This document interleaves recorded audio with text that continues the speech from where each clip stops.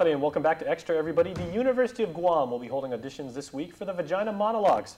The production raises funds for local organizations that work to prevent violence against women and girls.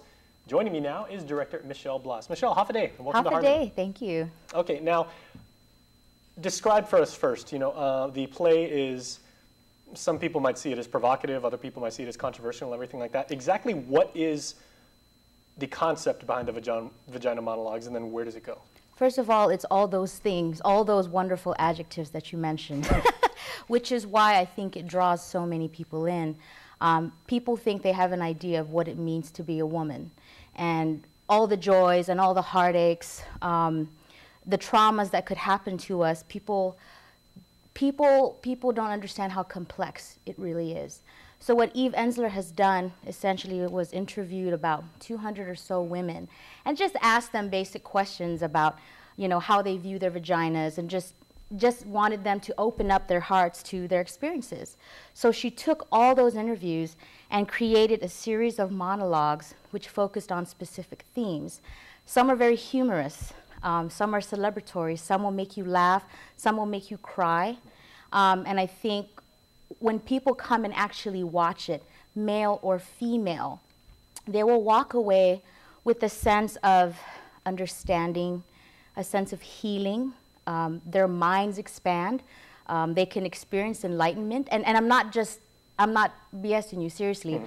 When I had directed this about 6 years ago in 2005, I was amazed by the kinds of reactions people had. I mean, I myself experienced it, being a part of it.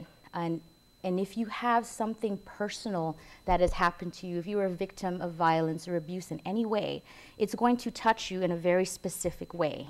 If you weren't, you're still going to get this catharsis, if you will. Mm-hmm. So it is very much worth it. Well, like you said, I used the adjectives like, controversial or provocative, and you said the play and the people who put it on and produce it and perform it and recite the monologues, they actually embrace that kind of thing, and they're like, yeah, because that's the point. That is the point. Being a woman is so multifaceted. Yeah, and we're taught to hide ourselves, we're taught to cover ourselves, we're taught to not speak about things very personal like our vaginas. And so this kind of brings it to a level of, hey, it's not so, what's the word? It's not so taboo, mm-hmm. We're still very much hindered by that, and I don't know why. Everyone that's on this planet is here because of their vagina, because of a woman's vagina. Let's just face it. Yeah. We all came out of one. Biologically, that's... Exactly. So why are we ashamed of it, mm-hmm. And for some women, it is an area of shame and guilt because of whatever trauma was experienced there.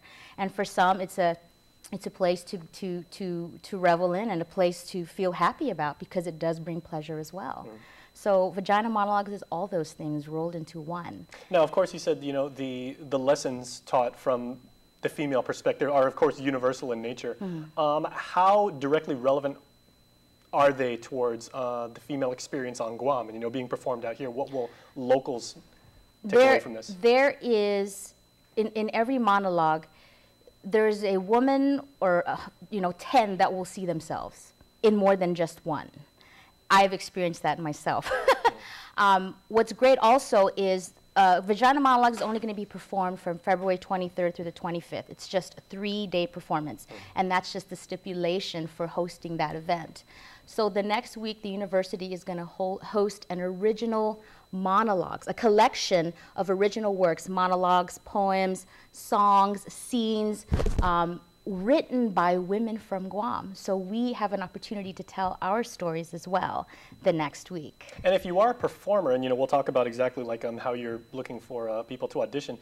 If you are a performer and if you're into the craft, this is a big challenge, and I think this is a role that you should be able to relish and just say, yeah, I can have that on my resume, but I can also perform with other people, and you can learn from your fellow performers. Talk about that. Absolutely, more than anything, I don't want people to come and see it as like any other audition for any other play. I have to come with a prepared piece. I have to warm up. I have to do all these exercises to get ready. I have to channel my inner whatever. No, you're sitting there and you're telling a story.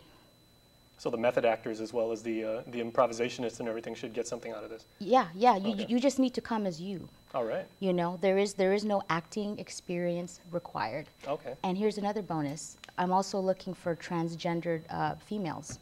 There's a piece specifically for the transgendered females. So I welcome any and all to come. Well, let's talk about that. How, who is encouraged to audition, and how are you putting the cast together? How can people get involved? If you want to perform, I'm sorry, but only women are allowed. All right. Sorry, guys.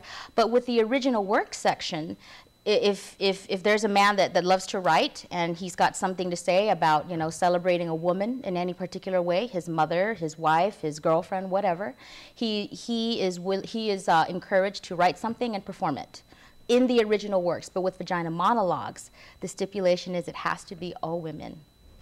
Okay. Okay. However, if anyone wants to get involved, male or female, and you know you don't necessarily, you're not necessarily cast or you don't want to be cast, there are other things for you to do, and that's my job to figure out what to make you do.